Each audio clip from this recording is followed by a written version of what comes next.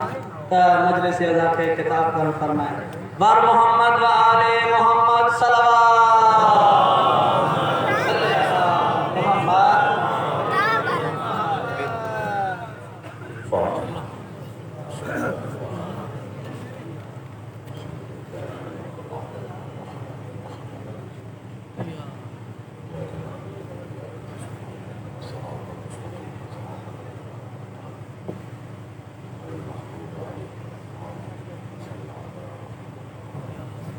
اللهم صل على محمد وآل محمد برائے صحت و سلامتی علماء حق مواد بلند پر صلوات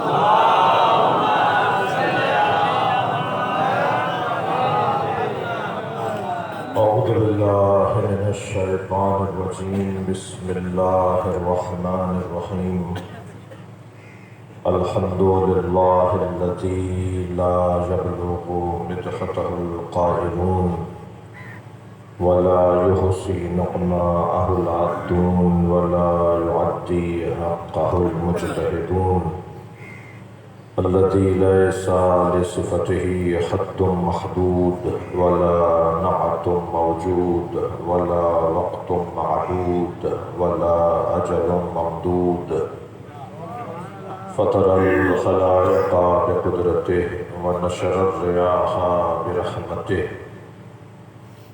الصلاة والسلام على الرسول المسدد المصطفى الأمجد المحمود الأحمد سيدنا ومولانا ومولى الكونين جد الحسن والحسين علي والقاسم محمد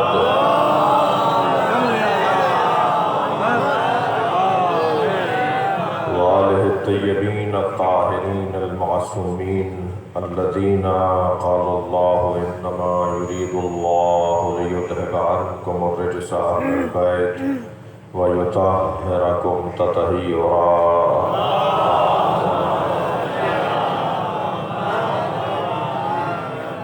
ولعنة الله على أعدائهم أجمعين من يوم عداوتهم إلى قيام يوم الدين أما بعد قال الحكيم في قرآن الكريم بسم الله الرحمن الرحيم وقال الرسول يا رب إن قومي اتخذوا هذا القرآن محجورا صلوات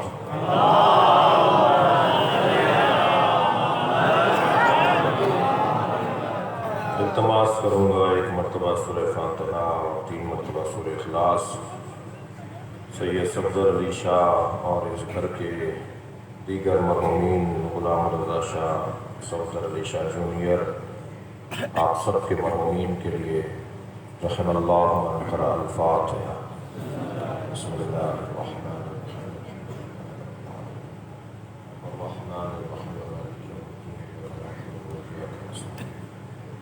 إلى الصراط المستقيم صراط الذين أنعمت عليهم بسم الله الرحمن الرحيم بسم الله الرحمن الرحيم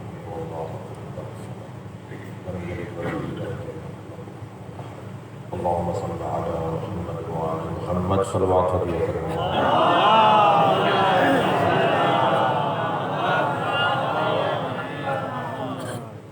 خالق کا کلام قرآن اور مخلوق کا کلام نہج البلاغہ،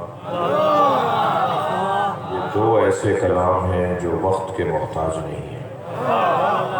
ہر زمانے میں جو کلام نیا نظر آئے، ہر دور میں جو گفتگو تازہ نظر آئے، ہر دفعہ جو دل سے بات کرے، ہم سے مخاطب ہو، ہمارے مسئلوں کو حل کرے، اسے قرآن کہتے ہیں یا نہج البلاغہ۔ جب میں قرآن پڑھتا ہوں تو مجھے لگتا ہے جیسے اللہ مجھ سے بات کر رہا ہے، اور جب میں نہج البلاغہ پڑھتا ہوں تو ایسا لگتا ہے جیسے علی مجھ سے بات کر رہا ہے۔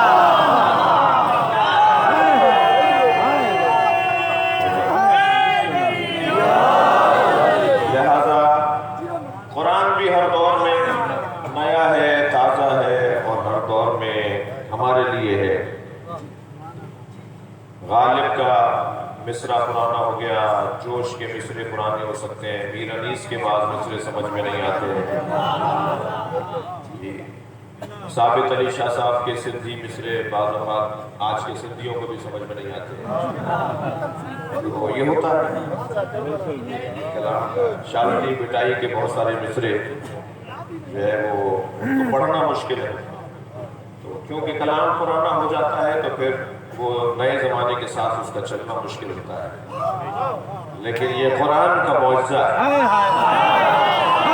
کہ یہ 1400 سال پرانا ہے مگر نیا نظر آتا ہے۔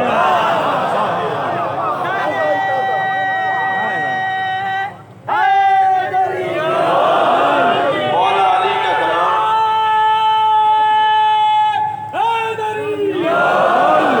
مولا علی کا کلام نہج البلاغہ جب پڑھیں، جب اٹھا کے دیکھیں، ایسا لگتا ہے جیسے علی آج کی زبان میں بات کر رہے ہیں۔ اس لیے کہ قرآن اللہ کا کلام اور اس کی تفسیر مولا علی نے کر کے دکھائی، تو یہ نہج البلاغہ قرآن کی عملی تفسیر کو کہا جاتا ہے۔ بلکہ میں اور مولانا عقیدت بھرا جملہ کہہ دوں کہ اگر نہج البلاغہ جیسی کتاب نہ ہوتی تو قرآن پر عمل کرنے کا ثبوت نہ ہوتا۔ میرے مولا نے عمل کر کے دکھایا ہے۔ قرآن کی عملی تفسیر، ایک ہوتی علمی تفسیر جو کسی لفظ کے اوپر بحث کرے گی اور پھر اس کے بعد اس کے الفاظ پر بحث کرنے کے بعد اس کی بندش پر بحث ہوگی اور پھر اس کے گہرائی اور اس کی علمی مسائل کی طرف، لیکن ایک مرتبہ عملی تفسیر ہے۔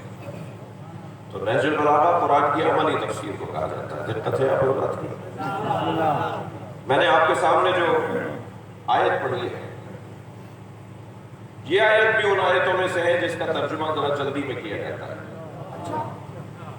مثلا قرآن کی ایک آیت جس کا ترجمہ بہت جلدی میں کیا جاتا ہے وہ ہے وَاعْتَصِمُوا بِحَبْلِ اللَّهِ جَمِيعًا وَلَا تَفَرَّقُوا، اللہ کی رسی کو مضبوطی کے ساتھ تھام لو اور تفرقے میں نہ پڑو، جھگڑے میں نہ پڑو، لڑائی نہ کرو، اختلاف نہ کرو۔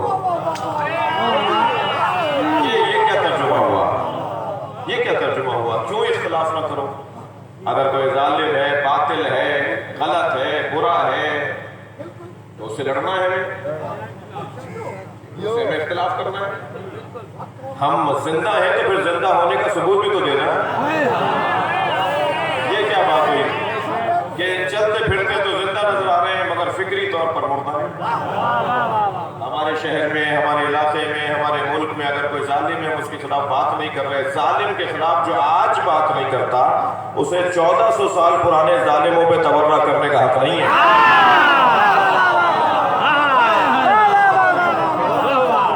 جو آج ظالم کے خلاف نہیں بولتا،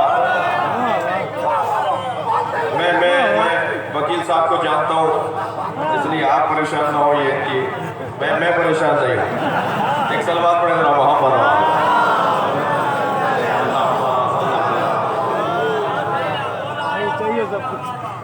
ببرلو میں اور خیرپور میں ہمارے وکیل صاحب، اور حیدرآباد اور مٹیاری کی طرف نعیم شاہ صاحب تھے۔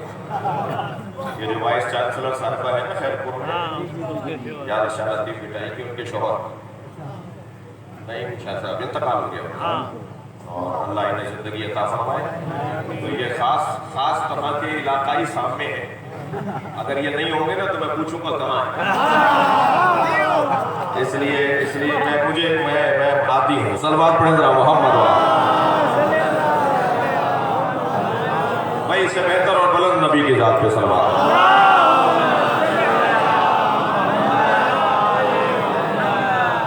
توجہ کر لیا؟ بات یہ ہو رہی ہے کہ وَاعْتَصِمُوا بِحَبْلِ اللَّهِ جَمِيعًا وَلَا تَفَرَّقُوا، اللہ کی رسی کو مضبوطی کے ساتھ تھامے رکھو اور رسی کے بارے میں جھگڑا نہ کرو۔ یہ ترجمہ ہے، رسی کے بارے میں جھگڑا۔ یہ نہیں ہے کہ جھگڑا نہ کرو، باطل ہے، ظالم ہے، غلط ہے، برا ہے، اس سے لڑیں گے نا۔ اللہ نے ہمیں ظالموں سے ٹکرانے کے لیے پیدا کیا ہے، اور شیعت کی تو شین ہے ظالم سے نفرت اور مظلوم سے پیار۔ وہ شیعہ ہی نہیں ہے علی کا جو ظالم سے نفرت نہ کرے، مظلوم سے پیار نہ کرے۔ وہ شیعہ ہی نہیں ہے مولا علی کا. الف بے ہے تشیع کی، ظلم سے نفرت، ظالم سے نفرت اور مظلوم سے پیار. ایک گھر بھی فلسطین میں شیعوں کا نہیں ہے. مسجد ہونا تو دور کی بات ہے، امام بارگاہ ہونا تو دور کی بات ہے. ہمارا ایک گھر بھی فلسطین میں شیعوں کا نہیں ہے، مگر پوری دنیا میں فلسطینیوں کی حمایت میں اگر کوئی آواز اٹھاتا ہے تو وہ عزادار ہے، وہ امام حسین کے غمخوار ہے. اس لیے کہ ہمیں کربلا یہی سکھاتی ہے. یہ کیا بات ہوئی کہ دنیا میں ظلم ہو رہا اور ہم دنیا کے سب سے بڑے ظالم سے نفرت کرتے ہیں، سب سے بڑے مظلوم سے پیار کرتے ہیں، تو پھر دنیا کے سارے مظلوموں کی بھلائی ہو گئی کہ حسین کو یاد کرنے والے ہر مظلوم سے پیار کریں. اور مولا علی نے فرمایا کونا للظالم خصما وللمظلوم عونا. اے میرے حسن حسین، اے میرے اہل و عیال، اے میرے شیعوں، اے قیامت تک آنے والے میرے چاہنے والوں. اس لیے کہ حدیث جملہ مولا کا ہے ومن بلغ کتابی، جس تک میری یہ بات پہنچے میں اسے یہ وصیت کر رہا ہوں کہ ہمیشہ ظالم سے نفرت کرنا، مظلوم سے پیار کرنا. ظالم سے نفرت، مظلوم سے پیار، یہ علی کا حکم ہے. ظالم ظالم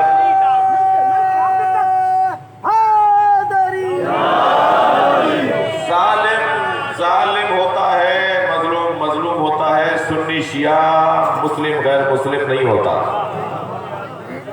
ظالم ہے چاہے وہ کسی مسلک کا ہو، مظلوم ہے چاہے وہ کسی بھی مسلک کا ہو. اگر مظلوم سنی ہے تو وہ مجھے ایسا ہی پیار ہونا چاہیے جیسے مظلوم شیعہ سے مجھے پیار.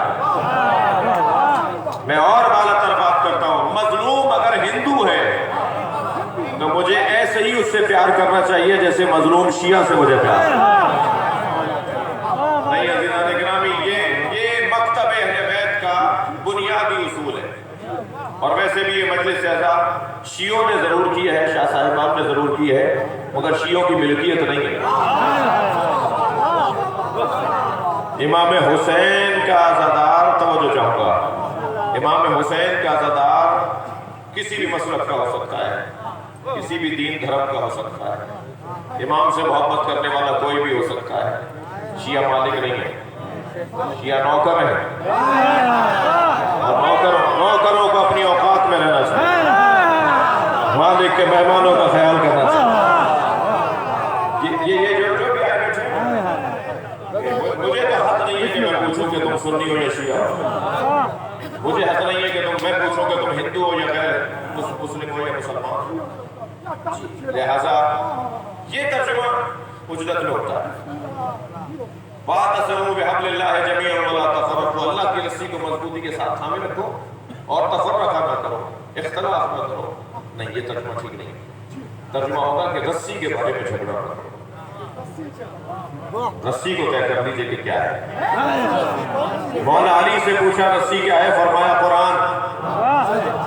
مولا علی سے پوچھا رسی کیا ہے، میرے مولا علی نے فرمایا قرآن. مولا نبی سے پوچھا رسی کیا ہے، فرمایا علی. قرآن اور علی کو جوڑیں گے تو رسی بنے گی. صلوات پڑھیں گے محمد و آلہ.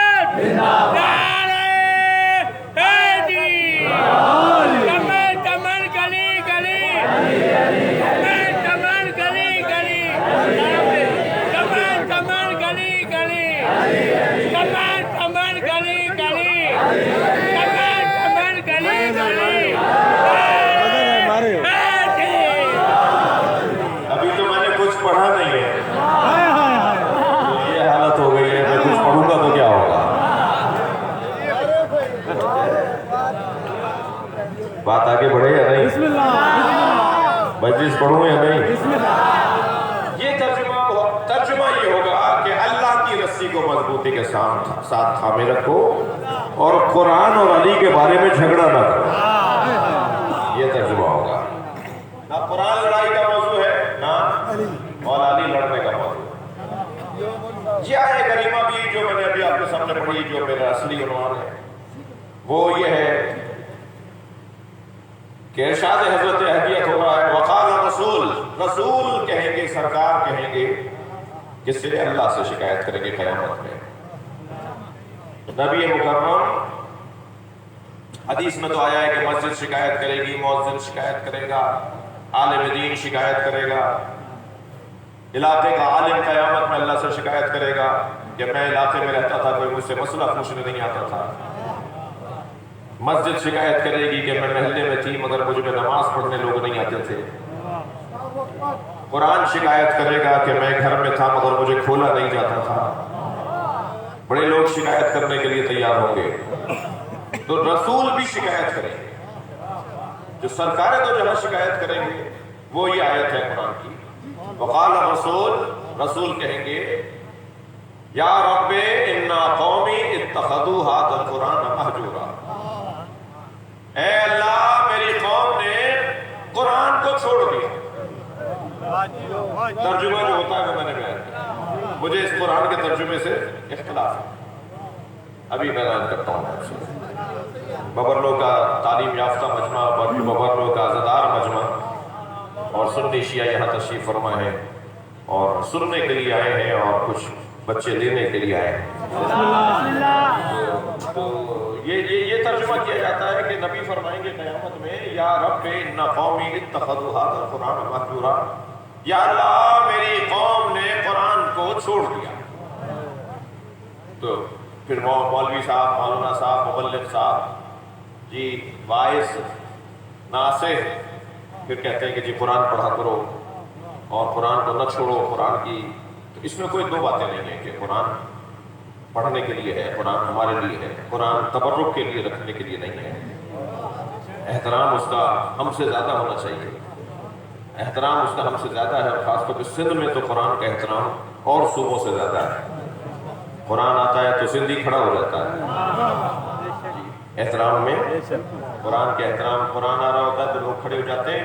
बच्चों में थोड़ी सी कमी आ रही है और बड़े ज़रा इनको अपनी तहजीब मुंतकिल करें। हमारे यहाँ तहजीब भी बाकी रखना बड़ा हुनर है। अक़दार, तहजीब। चंद बुजुर्ग मुझे बैठे हुए नजर आ रहे हैं, ये मेरी बात को मानेंगे कि पहले क्या होता था, हमारे बड़े बच्चों को टोकते थे, कहते थे बेटा हमारे यहाँ ऐसा नहीं होता। ये जुमला अब सुनने को नहीं मिलता कि हमारे यहाँ ऐसा नहीं होता,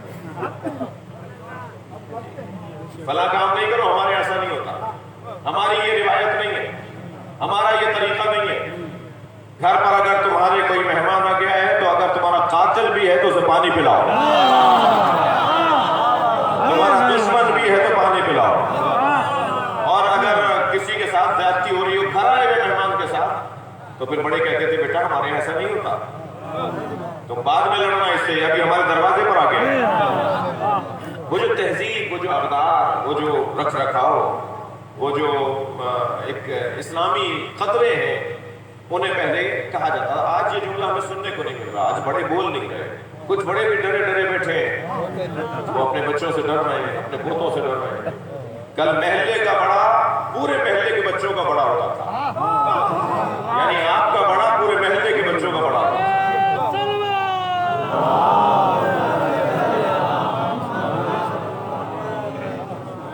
गली के अंदर कोई बुजुर्ग अगर रहता था तो पूरी गली, पूरे महल्ले के बच्चों के लिए एहतराम होता था उसका, और वो जिसको चाहे डांट दे, जिसे चाहे रोक दे, जिसे चाहे कुछ भी कह दे, और वो इसलिए कि वो बड़ा होता था और सब कहते थे मेरा बड़ा है।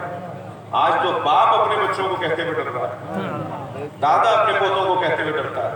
उसकी वजह कुछ भी हो, मैं उसकी तरफ नहीं जा रहा, लेकिन इतना जरूर कहूंगा کہ حالات خطرناک ہیں، حالات بہت خراب ہیں، کیا کریں کہ حالات ویسے ہی رہے؟ ہمیں ماضی اچھا تھا یا حال اچھا ہے؟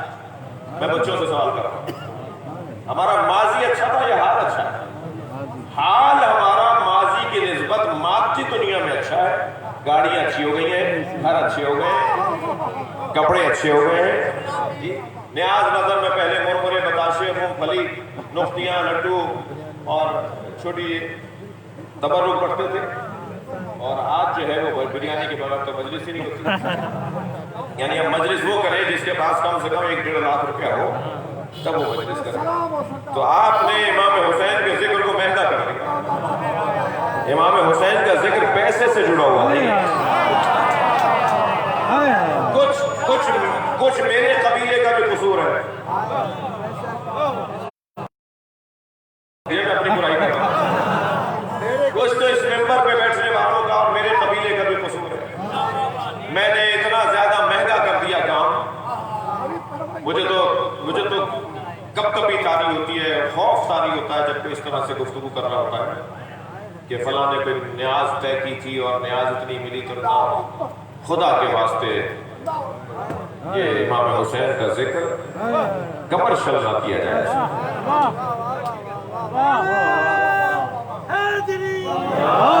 لہذا بہت ہی مہذب اور محتاط رہنے کی ضرورت ہے۔ بات میں عرض کر رہا ہوں کہ قرآن واقعی ہمارے طور پہ ہمارے یہاں مظلوم ہے۔ شیعوں کی 2 بڑی کمزوریاں بتا رہا ہوں، بہت ہوگا تو کوئی ناراض ہو جائے گا، اس سے زیادہ تو کچھ نہیں۔ پہلے شیعوں کی کمزوری ہے کہ شیعوں کے ہاں قرآن کی تعلیم کم ہے۔ یہ تفریق کر دی کہ سنی قاری ہے، یہ شیعہ قاری ہے۔ سنی ہمیں کہتے ہیں کہ یہ 40 پاروں کا قرآن ہے، جبکہ آج تک دکھا نہیں پائے وہ 40 پارے کہاں ہیں۔ خدا کے واسطے میں آپ سب سے کہہ رہا ہوں، اپنے سنی بھائی، اگر کوئی آپ سے یہ کہے نا کہ شیعوں کا 40 پارے کا قرآن ہے، اسے کہا تمہیں 1 لاکھ روپے انعام دیں گے، وہ 40 پاروں کا قرآن مجھے لا کے دکھا دو۔ ہے ہی نہیں، وہ ہے ہی نہیں، بات ہی غلط ہے، سنی سنائی بات چلی آ رہی ہے بس۔ جی خفا تو نہیں ہوں گے؟ کہتے ہیں کہ 40 پاروں کا قرآن تھا، 10 پارے فلاں کی۔ وہ فلاں کون ہے جس کی بکری نے قرآن کھا لیا؟ حضرت عائشہ کی بکری نے قرآن کھا لیا، اور معاذ اللہ حضرت عائشہ نے چارپائی کے نیچے قرآن رکھا ہوا تھا، ماں بکری آ کے کھا گئی۔ کیا باتیں کر رہے ہو؟ توہین کر رہے ہو تم بی بی کی۔ صلوات پڑھیں گے محمد و آل محمد۔ اس سے بلند اور بہتر صلوات نبی کے ساتھ۔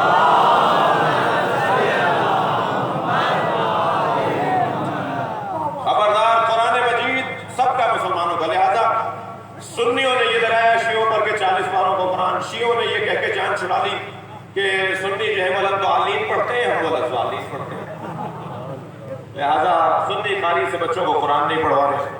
قرآن سب کا ایک ہے، شیعہ قاری اگر آپ کو علاقے میں نہیں مل رہا تو سنی قاری سے پڑھوائیے۔ قرآن ہے، قرآن 2 نہیں ہے، اور یہ ولد ضالین اور ولد ضالین کا فرق بھی نہیں ہے، یہ مخرج کا مسئلہ ہے، جی یہ لہجے کا مسئلہ ہے۔ قرآن ہمارے یہاں کمزور ہوتا جا رہا ہے، ہم قرآن سے دور ہوتے جا رہے ہیں۔ دوسری کمزوری بتاؤں؟ نہیں، بسم اللہ کب بولیں گے ہم؟ دوسری کمزوری نماز کی کمزوری ہے، ہمارے یہاں نماز کی بہت زیادہ کمزوری ہے، لہٰذا میرے عزیزوں، میرے بچوں، میرے جوانوں، اپنی توجہ نماز کے اوپر بڑھاؤ۔ یہ تو ایک بات تھی جو میں نے کہی، یہ ترجمہ کہ یا رب انا قومی اتخذوا هذا القرآن مہجورا، ترجمہ یا اللہ میری قوم نے قرآن کو چھوڑ دیا، یہ ترجمہ ٹھیک نہیں ہے۔ ترجمہ جو ٹھیک ہے وہ سنیے، ترجمہ ٹھیک یہ ہے کہ نبی شکایت کریں گے یا اللہ میری قوم نے قرآن کو لے لیا اور علی کو چھوڑ دیا، قرآن کو اکیلا لے لیا بغیر علی۔ صلوات پڑھیں گے محمد و آل محمد۔ جی قرآن میں نے اکیلا نہیں دیا تھا،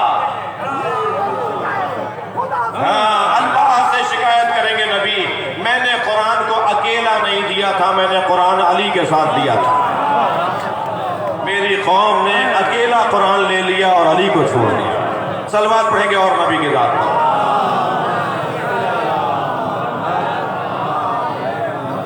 لہذا قرآن اگر مجھے سمجھنا ہے، قرآن سیکھنا ہے، قرآن پڑھنا ہے تو مجھے مولا علی سے پڑھنا ہے.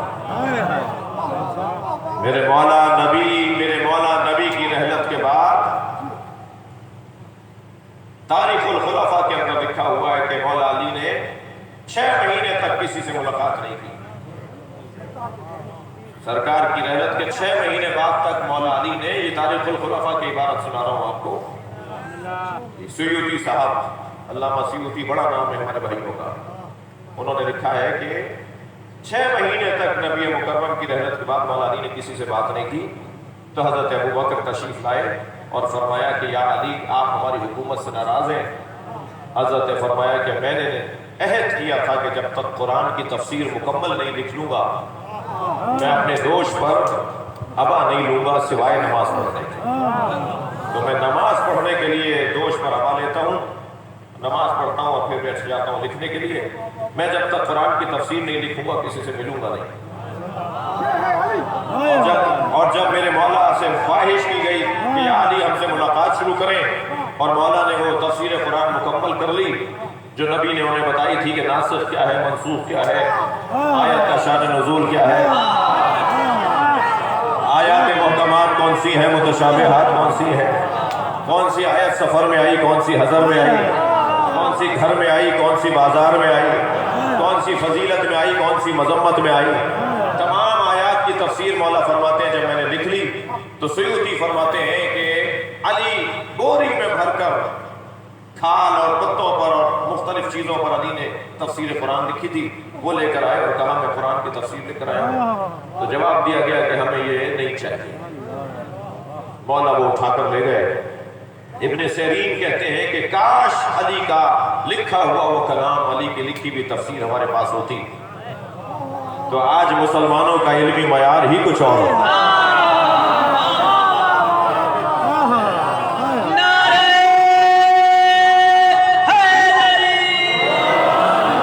لیکن علی سے علی کی لکھی ہوئی تفسیر نہیں لی گئی اور علی بن ابی طالب وہ تفسیر اٹھا کر لے گئے اور اپنے بیٹے حسن کو دے دی. امام حسن نے امام حسین کو دی، امام حسین نے امام سجاد کو دی. وہ علی کی لکھی ہوئی تفسیر ائمہ اہل بیت میں منتقل ہوتی رہی، یہاں تک کہ علی کی لکھی ہوئی تفسیر اب امام مہدی کے پاس ہے. جب امام ظہور فرمائیں گے تو علی کے ہاتھ کی لکھی ہوئی تفسیر لے کر آئیں گے.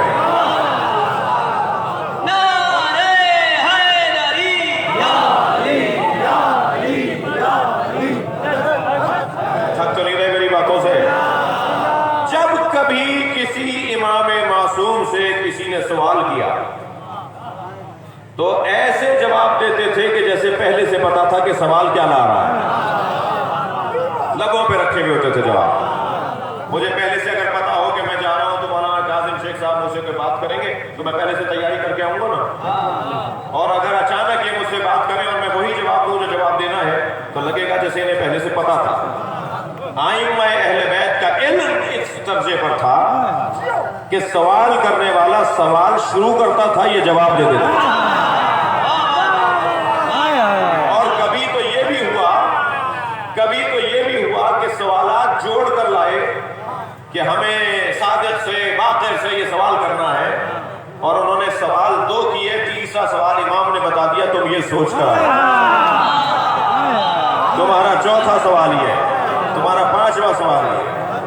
سوال سے پہلے جواب اور سوال کرنے والے کو سوال بھی بتاتے تھے کہ تمہارا سوال کیا ہے. اور حد تو یہ ہے کہ بعض اوقات سوال بھی ٹھیک کرتے تھے کہ سوال تو صحیح کرو.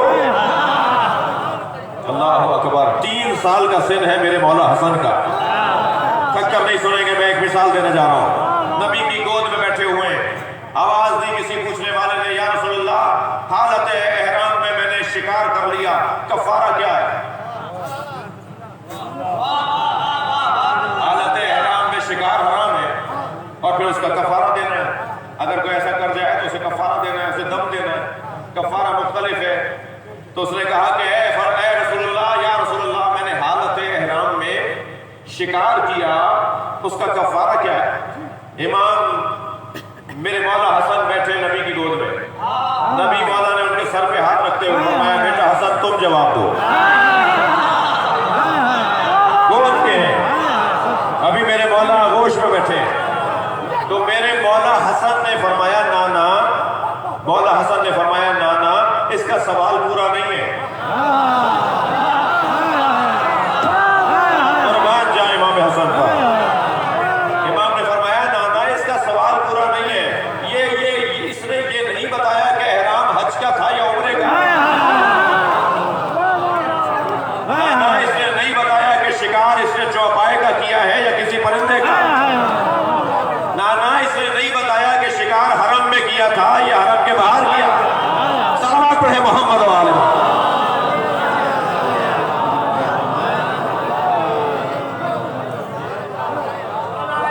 یہ کیفیت جب کسی امام معصوم سے سوال ہوا تو آپ نے اس کا جواب ایسے دیا کہ جیسے میرے لیے یہ بتانا آسان ہوگا کہ میرے ہاتھ میں انگلیاں کتنی ہیں۔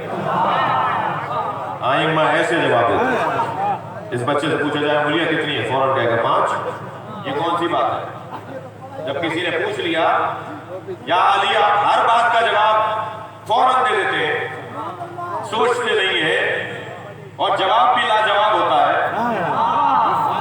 تو مولا نے فرمایا کہ اس میں کون سی بڑی بات ہے، تم مجھے بتاؤ تمہارے ہاتھ میں انگلیاں کتنی ہیں؟ کہنے لگا 5۔ حضرت نے فرمایا سوچ کے کیوں نہیں بتایا؟ کہنے لگا یہ مجھ پر واضح ہے، روشن ہے، سوچنے کی ضرورت نہیں ہے۔ امام نے فرمایا جیسے یہ ہاتھ تم پر روشن ہے کہ ہم پر کائنات روشن ہے۔ بلندتر صلوات نبی کے ساتھ۔ میرے عزیزوں کے لیے تھوڑی جگہ بنا سکتے ہیں آپ؟ تھوڑا تھوڑا آگے آ کر ایک تھوڑا سا صلوات پڑھتے ہوئے کچھ آگے آئیے، آگے آ جائیے تھوڑا سا اگر زحمت نہ ہو۔ مست کلندر، مست کلندر، ذرا اگلے بولو، ذرا پچھلے بولو، ذرا زور سے بولو، مست کلندر، مست کلندر، مست کلندر، مست کلندر، مست کلندر، مست کلندر، مست کلندر، حاضری۔ جو شاگرد بھی بنایا اپنا، یہ کام مشکل ہے۔ ایک صلوات پڑھ رہا محمد و شاگرد جب کبھی ائمہ اہل بیت سے سوال ہوا تو جواب ایسے دیا جیسے پہلے سے انہیں سوال پتا تھا۔ متوکل نے بیماری میں منت مانی، اس کی ماں نے منت مانی کہ میرا بیٹا اگر اچھا ہو گیا، ٹھیک ہو گیا تو میں کثیر صدقہ اللہ کی راہ میں کثیر کثرت سے صدقہ۔ متوکل ٹھیک ہو گیا، بیماری سے باہر آ گیا۔ ماں نے کہا بیٹا ذرا مولویوں سے، علماء سے پوچھو کہ کتنا دینا ہے۔ اچھا یہ بڑی مشکل ہے، خواب یہ دیکھتے تعبیر ہم بتائیں، مشکل انہیں ہے جواب آپ دیں۔ تو کہنے لگا پوچھو اپنے مولویوں سے کہ کتنا دے دوں صدقہ تو وہ منت پوری ہو جائے گی۔ تو بلا لیا علماء کو، کہا جی کتنا دیں؟ کسی نے کہا 20 چیزیں دے دیجیے، 20 جانور دے دیجیے۔ تو 20؟ تو دوسرا یہ سمجھا کہ شاید ان کے لیے کم ہے، یہ زیادہ دے سکتے ہیں۔ دوسرے کہا نہیں حضور 30 دے دیجیے۔ اس نے کہا 20 کیوں اور 30 کیوں؟ اچھا بادشاہوں کے تو ایک پیٹ ذرا زیادہ ڈھیلا ہوتا ہے، وہ اٹک جائیں تو پھر وہ مشکل ہو جاتی ہے۔ کہہ رہا جی 20 کیوں؟ کہا جی 30 کیوں؟ ایک نے کہا اچھا 40 دے دیجیے، 40 کیوں؟ اب جیسے جیسے سوال بڑھتا جا رہا ہے مولویوں کی خیر کہنے لگے جی یہ تو تم عدد بتا رہے ہو، مجھے بتاؤ نا کیوں یہ میں 20 دوں گا تو کثیر، 40 دوں گا تو کثیر، تو پھر کثیر کا تو کوئی کسوٹی نہیں ہے۔ 2 سے زیادہ کثیر، 2 لاکھ بھی کثیر، تو میں کیسے پورا کروں گا؟ تو مجھے کوئی ایک عادت بتاؤ جس پر کثیر کا اطلاق ہوتا۔ جب یہ سارے مولوی پریشان ہو گئے جو نمک خوار تھے، وظیفہ خوار تھے، تو کہنے لگے کہ انہیں بلاؤ کہ جنہیں قرآن کا علم اور وہ شیعوں کے 10ویں امام امام علی نقی غور امام کا امام علی نقی کو سوال بھیجا کہ صدقہ دینا ہے، کثیر صدقہ دینا ہے، کتنا دے دیں کہ کثیر شمار ہو؟ حضرت نے فرمایا 80 دے دو چیزیں، 80 چیزیں دے دو اللہ کی۔ ایسے یہاں بھی سوال کہ جی 80 کیوں؟ تو میرے مولا نے فوراً قرآن کی آیت پڑھی۔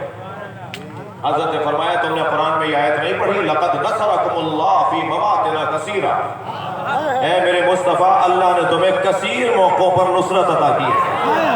اللہ نے اپنے نبی کو 80 جنگوں میں نصرت عطا کی۔ صلوات پڑھیں گے مولا کے نام۔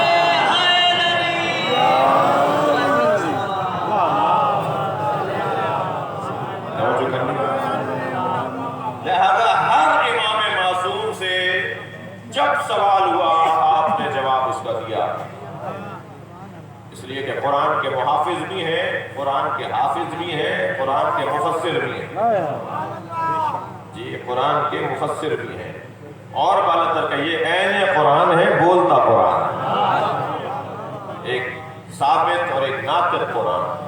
یہ نبی دو چیزیں چھوڑ کر گئے۔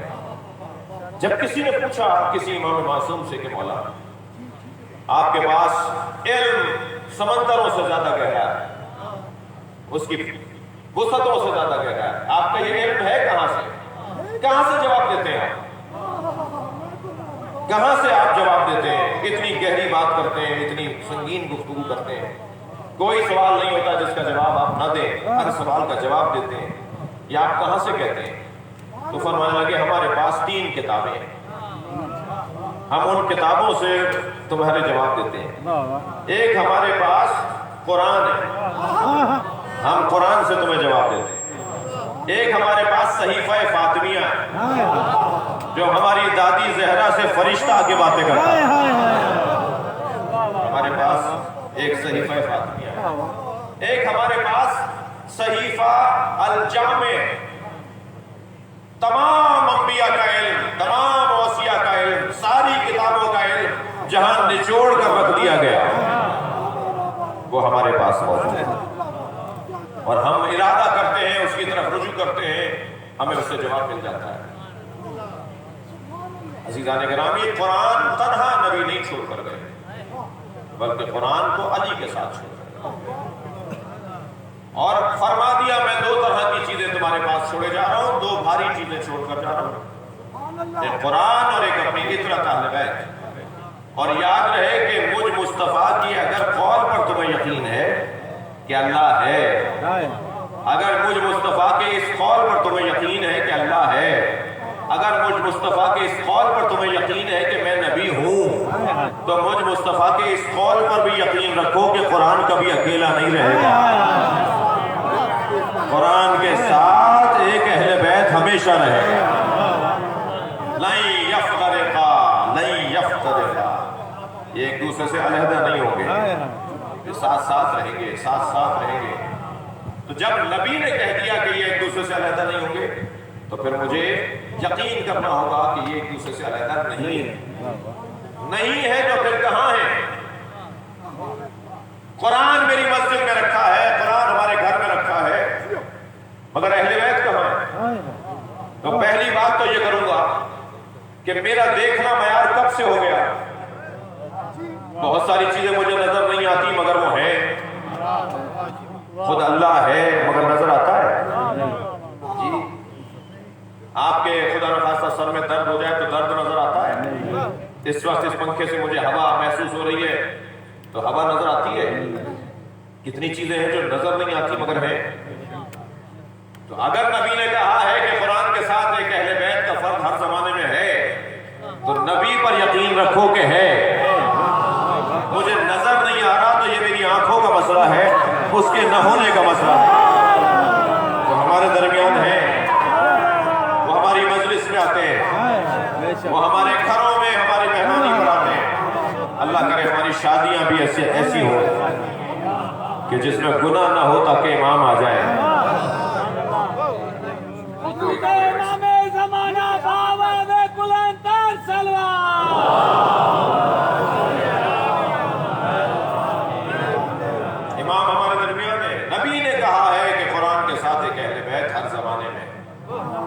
مثال تو بہت سادہ سی ہے مگر بچوں کو جوانوں کو جلدی محسوس ہو جائے گی۔ ایام عزا 8 ربیع الاول کے بعد ختم ہو جائیں گے، پھر دوبارہ شادیاں شروع ہوں گی، خوشیاں شروع ہوں گی، ہم نئے اور رنگین کپڑے بھی پہنیں گے، ہم سوگ سے باہر آ جائیں گے۔ ایام عزا 2 مہینے 8 دن کے ہمارے یہاں منائے جاتے ہیں۔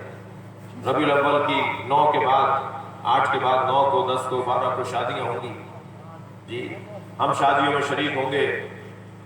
دولہا اسٹیج پہ بیٹھا ہوگا اور دولہا کے ساتھ مرد بیٹھے ہوں گے، قنات لگی ہوگی، دوسری طرف دلہن بیٹھی ہوگی، اس کے ساتھ عورتیں بیٹھی ہوں گی۔ دلہن کو دیکھ دیکھ کر ساری عورتوں کو یقین ہوگا کہ دولہا ہے، اور مردوں کو دولہا دیکھ دیکھ کر یقین ہوگا کہ دلہن ہے، مگر نہ مردوں نے دلہن دیکھی نہ عورتوں نے دولہا دیکھا، مگر انہیں یقین ہے کہ دلہن ہے، انہیں یقین ہے کہ دولہا ہے، یعنی ایک کا وجود بتا رہا ہے کہ دوسرا ہے۔ نبی نے کہا ہے کہ یہ ایک دوسرے سے جدا نہیں ہوں گے، تو قرآن کا وجود بتا رہا ہے کہ مہدی ہیں۔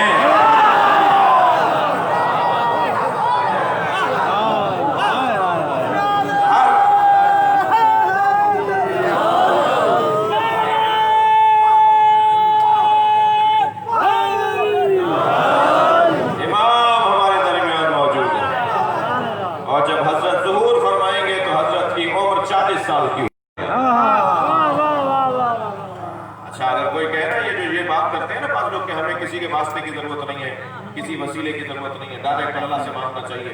میں تو ایسے لوگوں سے کہتا ہوں اپنا چہرہ آئینے میں رکھ کے دیکھو، تم اس قابل بھی ہو کہ تمہارا بھی کافی ہو۔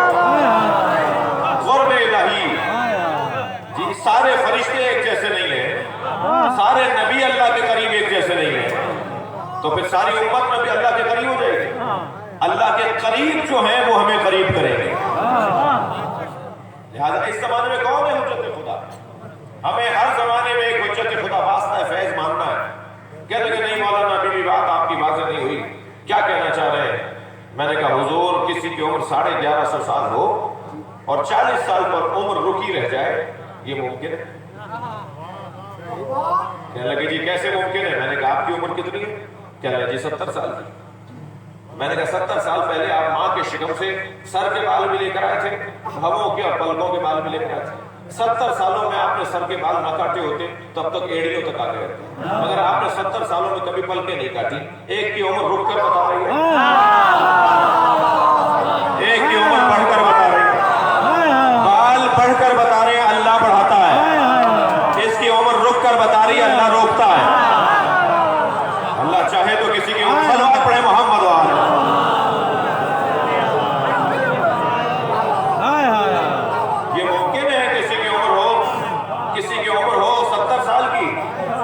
مگر وہ 70 سال کی طرح آج بھی ویسا ہی ہو جیسا 70 سال پہلے تھا، یہ ممکن ہے بھائی۔ اللہ جس کی عمر کو چاہے روکے، جس کی عمر کو چاہے بڑھا دے۔ جب امام ظہور فرمائیں گے تو امام کی 40 سال کی عمر ہو، ہیں ہمارے درمیان۔ میں نے تو الحمدللہ اللہ نے کرم کیا ہے، بہت سارے کرم میرے اوپر اللہ کے ہیں، ان میں سے ایک کرم یہ ہوا ہے کہ ہم نے 300 علماء اہل سنت کی لسٹ تیار کر لی ہے جو امام کی ولادت کا عقیدہ رکھتے ہیں، اور وہ آج کے علماء نہیں ہیں، کوئی 200 سال پرانا عالم ہے، کوئی 400 سال پرانا عالم ہے جی، کوئی 150 سال پرانا عالم ہے۔ ہم نے وہ فہرست اور ان کے متن، ان کی جو جہاں انہوں نے بولا ہے، جہاں انہوں نے یہ بات لکھی ہے، ان کی کتاب کا وہ عکس، ان کی کتاب کا وہ حوالہ، سینکڑوں کی تعداد میں علماء اہل سنت، محدثین اہل سنت، ان کی لسٹ تیار کر لی ہے اور ایک کتاب کی شکل میں ہم چھاپیں گے، اور کتاب کا نام ہم رکھ رہے ہیں امام مہدی مولود و موجود۔ امام مہدی مولود و موجود، آپ کی ولادت بھی ہو چکی ہے اور آپ موجود بھی ہیں، اور یہ صرف اہل سنت۔ لہذا یہ بحث کہ امام کی ولادت ہو چکی ہے یا نہیں، یہ بحث انشاءاللہ اپنے اختتام کی طرف سمجھ ہے۔ عزیزان گرامی، ہم جملہ محسوس کریں گے، ہم اخبار پڑھ کر سرخی پڑھ کر نظریہ نہیں بناتے، ہم نہج البلاغہ پڑھ کر نظریہ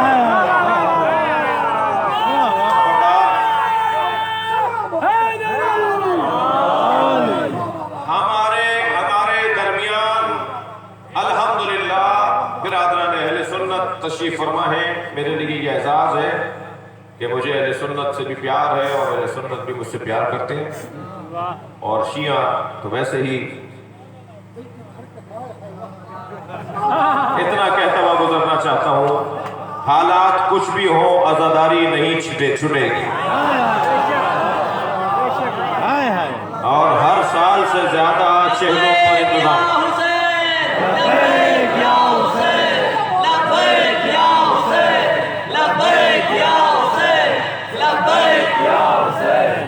بلند تر صلوات پڑھیں گے نبی کی ذات۔ انتہائی مہذب، مؤدب، معقول انداز سے ہم یہاں تک پہنچے ہیں، اور 40 سید الشہداء اس سال ہم کیونکہ کربلا بھی نہیں جا پا رہے ہیں، مخصوص ایک کوٹا دیا گیا ہے 1,500 زائرین کا، تو وہ کچھ لوگ جا رہے ہیں، کچھ لوگ چلے گئے ہیں، اور زیادہ تر پاکستانی جو کربلا جاتے تھے وہ اپنے اپنے شہروں میں عزاداری کریں گے، اور ہر شہر کے اندر چہلوں کا جلوس مضبوطی کے ساتھ کیا جائے گا۔ اب ظاہر ہے اگر سکھر میں چہلوں کا جلوس ہے اور ببرلو سے کوئی جانا چاہتا ہے اور ساری ببرلو جانا چاہتی ہے تو انہیں ایک دن پہلے تو نکلنا پڑے گا، ایک دن پہلے 2 دن پہلے تو نکلنا پڑے گا، اور کسی روڈ رستے کے بند کرنے کا نہ مطالبہ ہے، نہ کوشش ہے، نہ کوئی خواہش ہے۔ ہم تو چاہتے ہیں کہ بازار کھولے رکھو تاکہ ہم جلوس لے کر آئیں۔ ہم نے مارکیٹیں بند کرنے کا مطالبہ نہیں کیا، ہماری یہ خواہش نہیں ہے۔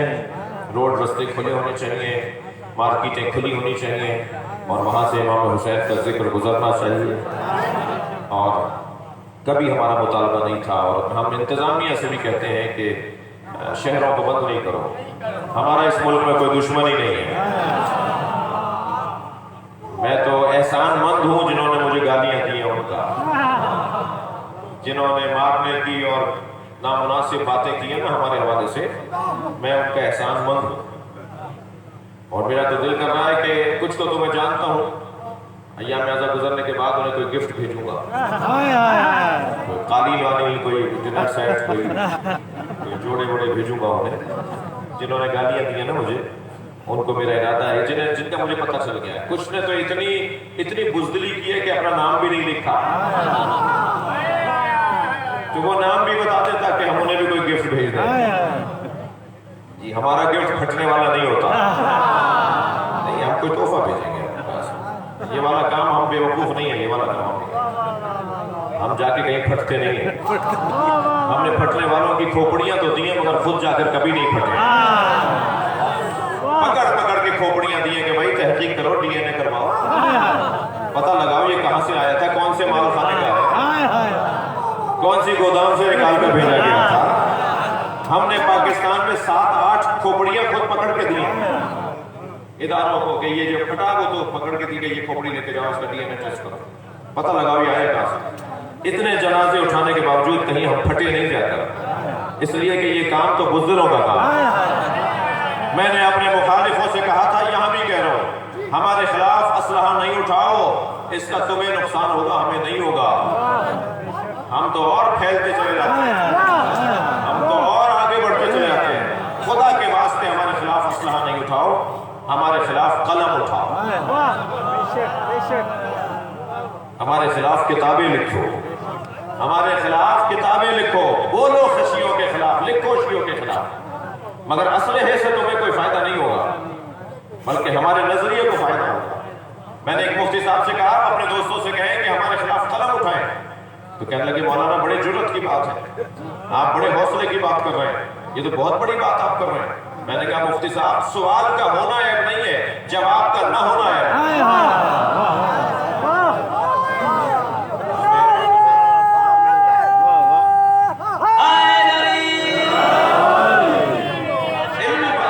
علمی بات کرو، علمی مخالفت کرو، مہذب انداز سے بات کرو۔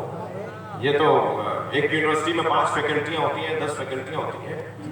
اسلام کی یونیورسٹی کے اندر بھی مالکی، شافعی، حنبلی، سنی، شیعہ، بریلوی، دیوبندی یہ فیکلٹیاں ہیں.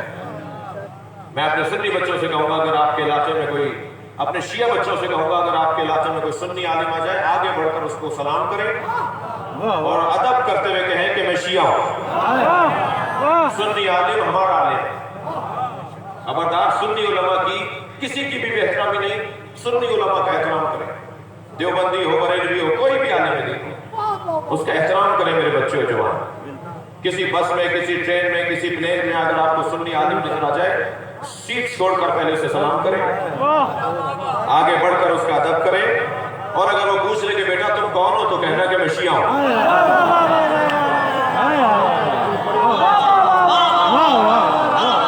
اپنے اخلاق کے ذریعے سے، اپنے اخلاق کے ذریعے سے ہمیں اس معاشرے کے اندر اور بہتر کردار ہے.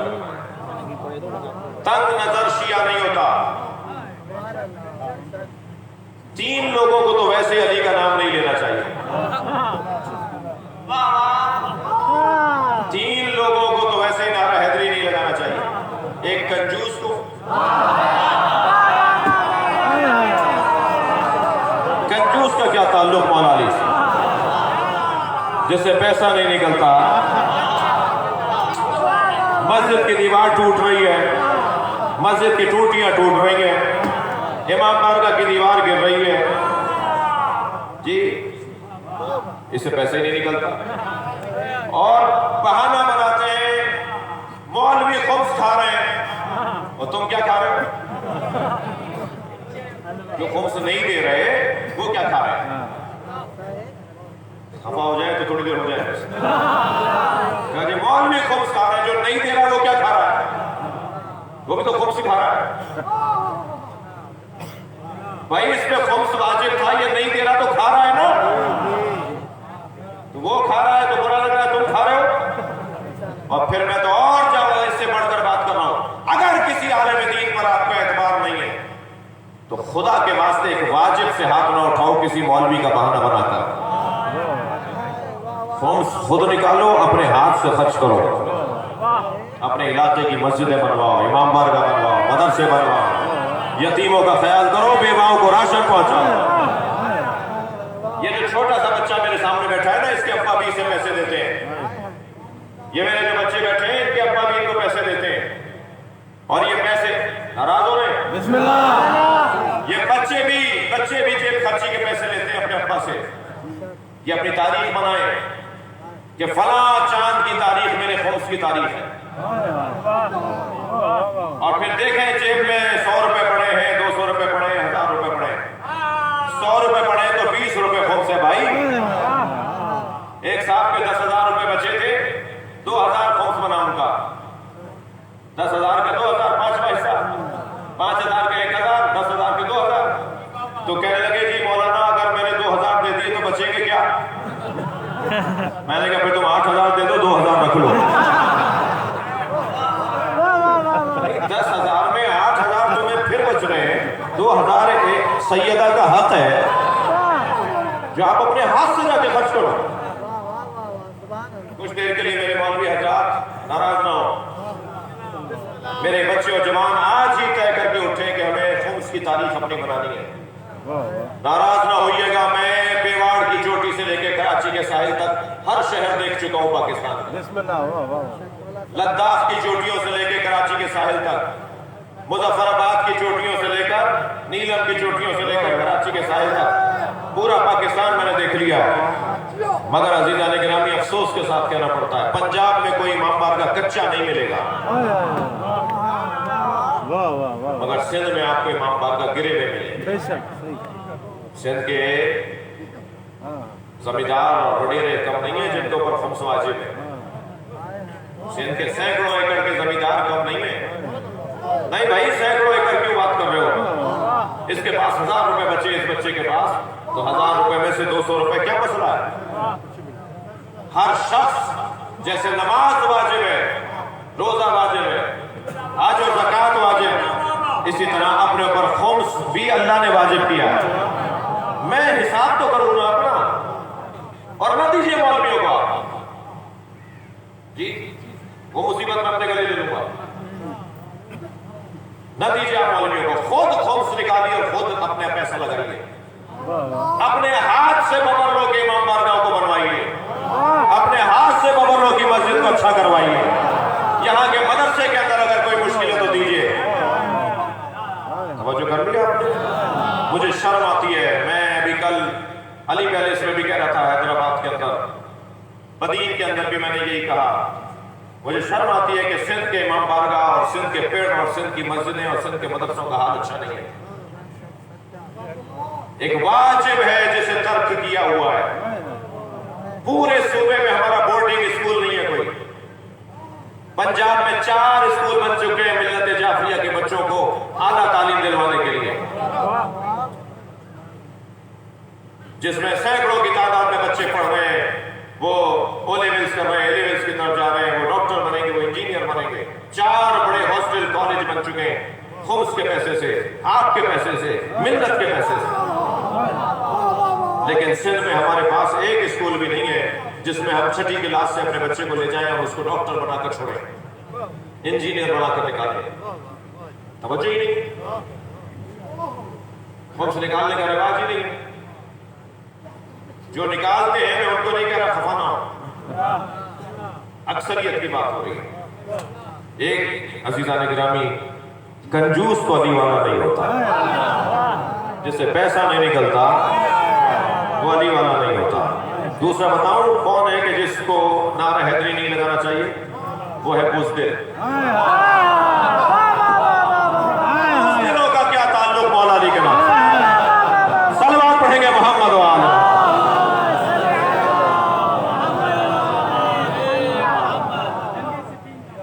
बुज़दिलों से कोई ताल्लुक नहीं अली वाला। खबरदार, डरने वाला शिया नहीं होता, खौफ खाने वाला हैदरी नहीं होता।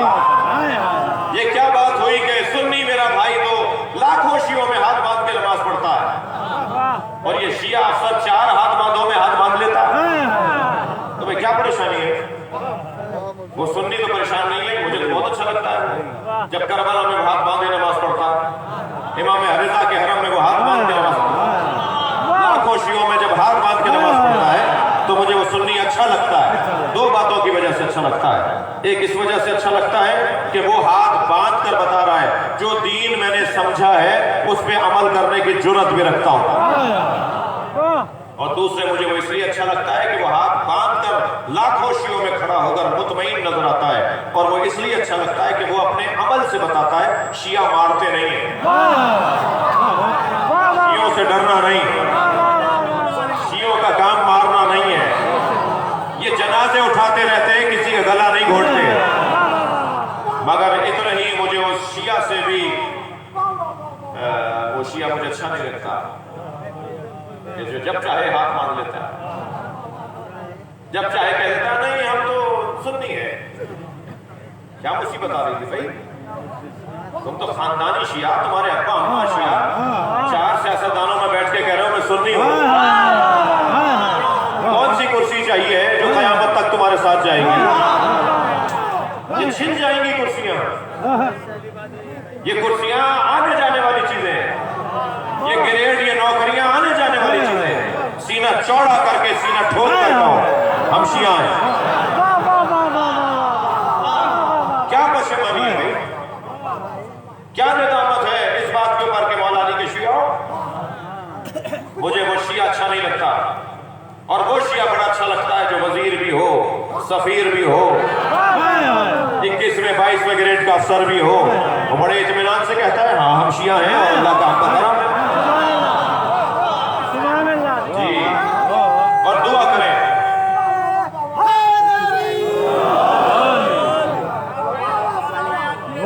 बोला आया कंजूस का कोई ताल्लुक अली से नहीं है। बुज़दिल को नारा हैदरी नहीं लगाना चाहिए। और जिन लोगों ने ये कमजोरियां अपनी दूर कर ली वो आज उन ममालिक के शिया किसी और जगह पे पहुंच गए।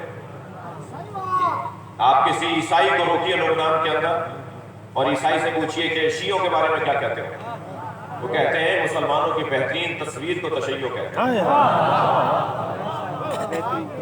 32 دنوں کی جنگ ہوئی تھی اسرائیل کی اور لبنان حزب اللہ کی۔ 2 مہینے میں انہوں نے وہ سارا جو پل گرا دیے، اسکول گرا دیے، وہ 2 مہینے میں سب بنا کے دے دیے۔ اور وہاں کے عیسائیوں نے کھڑے ہو کر کہا کہ شیعہ قوم مسلمانوں کی ایک اچھی تصویر ہے، جو کنجوس ہو وہ اچھی تصویر کیسے پیش کرے، جو بزدل ہو وہ اچھی تصویر کیسے پیش کرے۔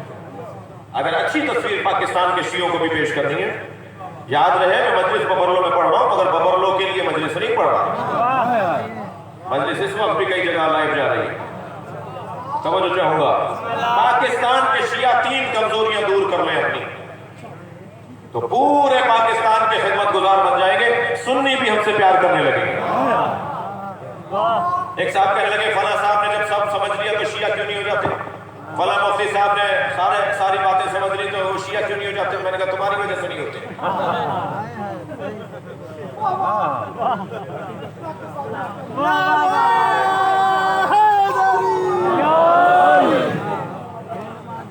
ناراض ہو رہے ہیں آپ تھوڑا، نہیں ہو رہے تو ایک صلوات ہدیہ کریں۔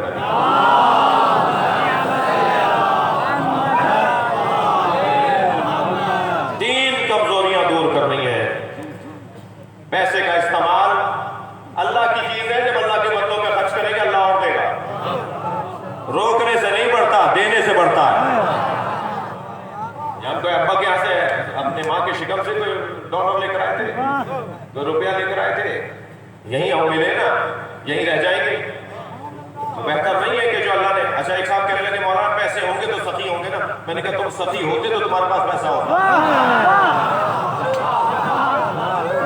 کوئی تعلق پیسے سے سخاوت کا نہیں ہے۔ سخاوت ایک امر قلبی ہے، ثقافت ایک کیفیت ہے، سخاوت ایک جذبہ ہے۔ ممکن ہے ایک ککڑی کا ٹھیلا لگانے والا، ایک ٹماٹر بیچنے والا 2000 ایکڑ کے زمیندار سے زیادہ سخی ہو۔ وہ 1000 روپے بچا کر لایا ہے، 2000 کا اس نے مال ڈالا تھا، مثلا 1500 کما کے لایا، 500 روپے بچا کے لایا، اور گھر آتے آتے اس نے 200 روپے صدقے میں دے دیے، تو اس کے 500 میں سے جو 200 نکلے ہیں نا، وہ 2 کروڑ والے کے اگر 2000 بھی نکلے ہو تو اس سے زیادہ ہے جی۔ یہ کمزوری دور کریں، میری ملت دور کریں، کنجوسی کی، دوسری بزدلی، تیسری بتاؤں، تیسری ہے تنگ نظری، گھٹا ہوا دماغ، چھوٹی سوچ، یہ سنی ہے، یہ بریلوی ہے، یہ فلانا ہے، یہ فلانا ہے۔ کتنے تار بنیں گے اپنے گرد؟ ایک تار سنیت کا، پھر ایک تار کہ یہ سنی ہے، پھر ایک اور تار بنایا یہ پنجابی ہے، پھر ایک اور تار بنایا یہ پٹھان ہے، پھر ایک اور تار بنایا سید ہے تو یہ نقوی ہے اور یہ کاظمی ہے، اور پھر ایک اور تار بنایا کہ ہم بھٹی ہیں اور یہ چغتائی ہے۔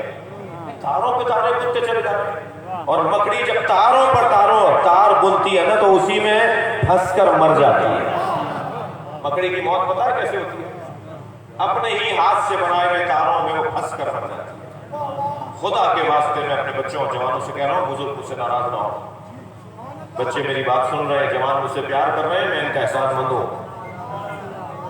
خدا کے واسطے تاروں کو بننا بند کرو، تنگ نظری ختم کرو۔ علی ابن ابی طالب نے جو ہمیں نظام دیا ہے مولا نے، اے میرے مالک، جب مالک اشتر کو مصر کا گورنر بنایا، فرمایا مالک میں جہاں تمہیں بھیج رہا ہوں وہاں تمہارے 2 بھائی ہیں، ایک تمہارا دین میں تمہارا بھائی اور ایک تمہارا انسان ہونے میں بھائی۔ کسوٹی بس یہی رہے، ہمیں انسانیت اور دین کی بنیاد پر اپنی برادری کو محفوظ رکھنا ہے۔ عزیزان گرامی، یہ فرش عزائے حسین ہمارے لیے ایک بہت بڑی نعمت ہے۔ اسی سے مختلف ممالک میں ترقیاں ہوئی ہیں، عظمتیں ہوئی ہیں، اور لوگ کہاں سے کہاں پہنچ گئے۔ ہم بھی انشاءاللہ ارادہ تو کریں، طے تو کریں، سوچیں تو صحیح، اور انشاءاللہ مستقبل ہمارا بہت اچھا ہے۔ یہ جو موجودہ حالات ہیں ان پہ بھی کوئی پریشانی کی ضرورت نہیں ہے، وقت گزر جائے گا، گزر گیا۔ راجہ بازار راولپنڈی کے سانحے کے بعد 2 سال تک ہمیں شرمندہ کیا جاتا رہا کہ عزاداروں نے مدرسے میں گھس کے، مسجد میں گھس کے قرآن جلا دیا، طالب علم مار دیے۔ جی 2 سال کے بعد ISPR کے جنرل نے آ کر بتایا کہ اسی مکتبہ فکر کے لوگ تھے جن کا مدرسہ تھا، کالے کپڑے پہن کر آئے تھے، انہوں نے اپنے ہی مدرسے میں گھس کے اپنے بچوں کو مارا، قرآن جلا دیا تاکہ شیعوں پہ الزام لگ جائے۔ یہ جو ابھی اس وقت ہوا ہے نا پاکستان کے اندر، یہ بھی 2 سال سے پہلے کھل جائے گا کہ ڈرامہ کیا تھا۔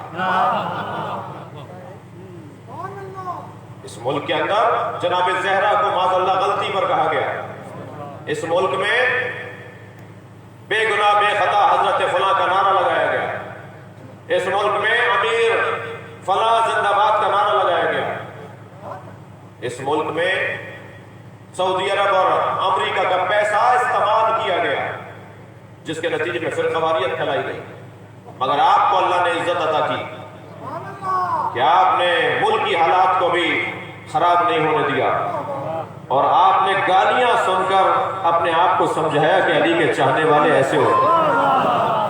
برداشت کرو،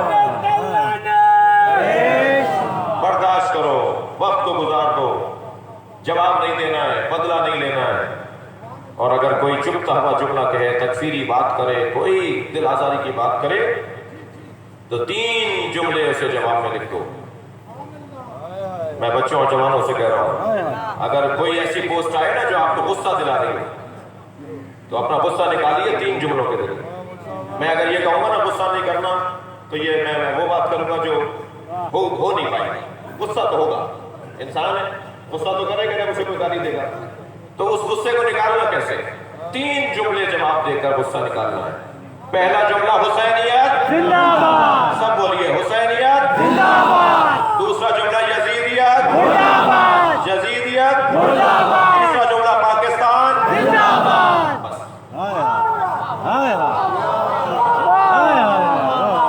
یہی ہمارا جواب، یہی ہمارا جواب۔ ہم ہر گالی کا جواب 3 جملوں میں دیں گے، حسینیت زندہ باد، یزیدیت مرد آباد، پاکستان زندہ باد۔ یہ ہمارا جواب ہے، ہر گالی کا جواب یہ ہے۔ اور یاد رہے تم ہمیں گالی دیتے رہو، ہم اسرائیل تسلیم ہونے نہیں دیں گے۔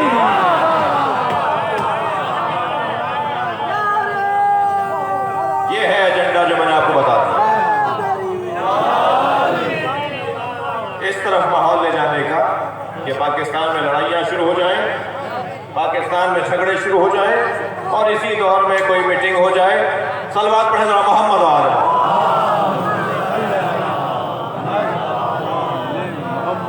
یہ فرش عزائے حسین شعور دینے کی جگہ ہے، شعور بڑھانے کی جگہ ہے۔ کوئی پوچھے زہرا کے لال حسین سے کہ انہوں نے شعور دہی کے لیے، معاشرے کو ذہنی ترقی بخشنے کے لیے، انسانیت کی تربیت کے لیے اپنا کتنا نقصان کیا ہے، بلکہ میں کہہ سکتا ہوں کہ امام حسین نے اپنا سب کچھ قربان کر دیا۔ صبح عاشور سے عصر تک لاشیں اٹھائے، اور ایسے ایسے لاشیں اٹھائے جن کا بیان بہت مشکل ہے۔ میرے مولا نے غلاموں کے لاشیں بھی خود اٹھائے، کسی اور کو غلاموں کے لاشیں اٹھانے نہیں دیے۔ اجرکم اللہ، اجرکم اللہ۔ لاشیں تو امام نے عزاداروں بہت اٹھائے، مگر 3 لاشوں پہ حسین بہت روئے۔ ایک لاشا عباس کا لاشا، اس پر میرے مولا بہت روئے۔ اجرکم اللہ، اجرکم اللہ۔ دوسرا لاشا جس پر امام حسین بہت روئے وہ علی اکبر کا لاشا۔ میرے مولا برچی کا پھل نکال رہے تھے، علی اکبر ایڑیاں رگڑ رہے تھے۔ میں کہتا ہوں علی اکبر ایڑیاں نہیں رگڑ رہے تھے، زمین کربلا کو زلزلہ آ رہا تھا۔ یہ دوسرا لاشا اجرکم اللہ، اجرکم اللہ، جس پر حسین بہت روئے۔ اور عزاداروں تیسرا لاشا سنیں گے، وہ لاشا چھوٹا بہت تھا، مگر حسین سے اٹھتا نہیں تھا. کبھی آگے جاتے تھے انا للہ. آوازوں کو آزاد کریں گے جو رونے آئے.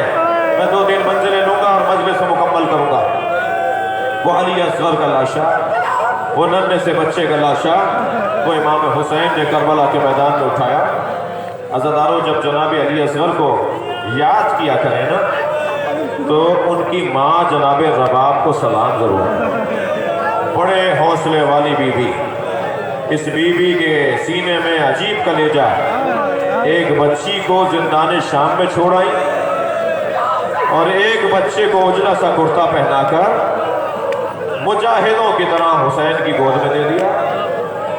سلام ہو جناب رباب پر. میرے ایک ہندوستان کے عالم دین، میرے دوست میرے ساتھ پڑھتے تھے قم میں، وہ بیان کر رہے تھے کہ ان کے شہر بنارس میں روز عاشور تعزیے کا جلوس نکلتا اور وہ جلوس مختلف رستوں سے ہو کر بنارس کی کربلا میں جا کے ختم ہوتا ہے. کہنے لگے جلوس نکلا تو ہم آگے آگے چلے. جلوس پیچھے تھا کہ جا کے انتظامات دیکھ سکیں. کچھ آگے گئے تو ایک چوک پہ ہزاروں کی تعداد میں ہندو عورتیں کھڑی تھیں. کہنے لگے جب قریب گئے تو ایک بات اور محسوس ہوئی کہ ہر گود میں دودھ پیتا بچہ. کہنے لگے جب ہم ان کے قریب سے گزرے تو ایک عورت نے کہا بھائی مسلمان ہو؟ تو ہم نے کہا ہاں مسلمان ہیں. کہنے لگے بتاؤ بابا حسین کا جلوس کب آئے گا؟ کہنے لگے میں نے ان سے کہا تمہیں بابا حسین کے جلوس کا انتظار کیوں ہے؟ کہنے لگے تمہیں نہیں پتا آج حسین کا بچہ بھوکا مارا گیا تھا. آج ہم اپنے بچوں کو دودھ نہیں پلاتے جب تک تعزیہ دفنا نہ دیا جائے. اجر و کمل اللہ، اجر و کمل اللہ. عزادارو، سلام ہو جناب رباب پر. گریہ ہو گیا، مجلس ہو گئی. شام غریبہ میں پانی کہاں سے آیا مجھے نہیں پتا، مگر مجھے اتنا پتا ہے کہ پانی آیا جناب زینب نے. اجر و کمل اللہ، اجر و کمل اللہ. جناب زینب نے بچوں کو پانی پلایا. کھانا آیا، میری بیوی نے بچوں کو کھانا کھلایا. پھر بڑوں کو پانی پلایا، بڑی بیویوں کو کھانا کھلایا. جب سب بچوں اور بیویوں کو پانی اور کھانا دے دیا نا تو امام سجاد کے برابر میں آ کے بیٹھی جناب زینب اور کہنے لگی زین العابدین بھابی رباب پانی نہیں پی رہی. میں جب انہیں پانی دیتی ہوں کہتی ہے میرا بچہ بھوکا مار دیا. امام سجاد قریب آئے اور آ کر کہا اما رباب پانی پی لیجئے تاکہ زندگی بحال ہو جائے، تاکہ بدن میں زندگی لوٹ کر آ جائے. جناب اجر و کمل اللہ، اجر و کمل اللہ. جناب امام سجاد کے حکم پر جناب رباب نے پانی پیا، کھانا کھایا. بس عزادارو، اب میں اشارے میں بات کروں گا. سیدہ رباب کا ادب مانے ہے، ممبر کے زبان مانے ہے کہ جب بی بی نے پانی پی لیا، کھانا کھا لیا تو آدھی رات گزری تو جناب زینب کے برابر میں آ کے بیٹھی اور کہنے لگی مجھے علی اصغر یاد آ رہا، میرا بچہ بھوکا مار دیا.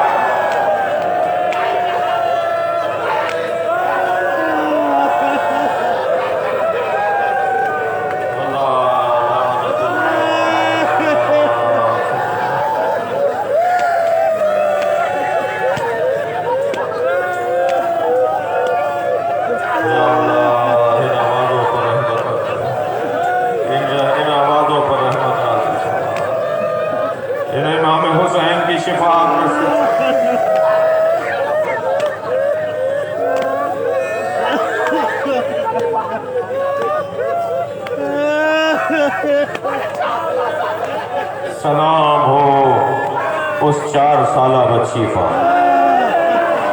اجر و کمل اللہ. 2 جملے سن لیجئے. رونے آئے ہیں، رونے کی خواہش ہے، نہیں معلوم آئندہ سال یہ مجلسیں ہماری زندگیوں میں ہیں یا نہیں.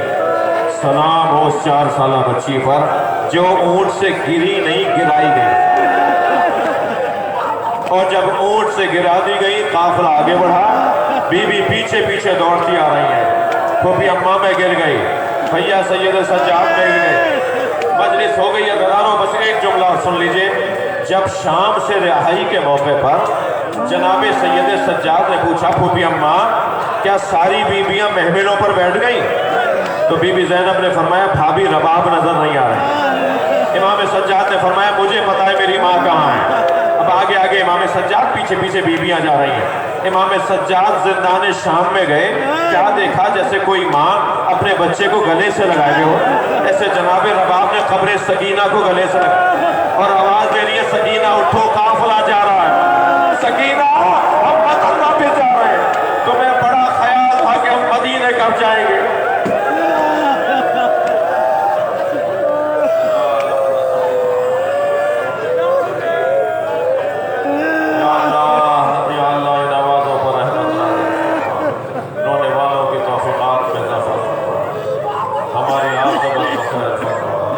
امام زمانہ کے ظہور میں تعجیل فرما، مرحوم مغفور سید صفدر علی شاہ اور دیگر اس خاندان کے مرحومین کی مغفرت کے لیے سید قاسم رضا شاہ صاحب کی صحت و سلامتی کے لیے اور حاضرین کی حاجات کی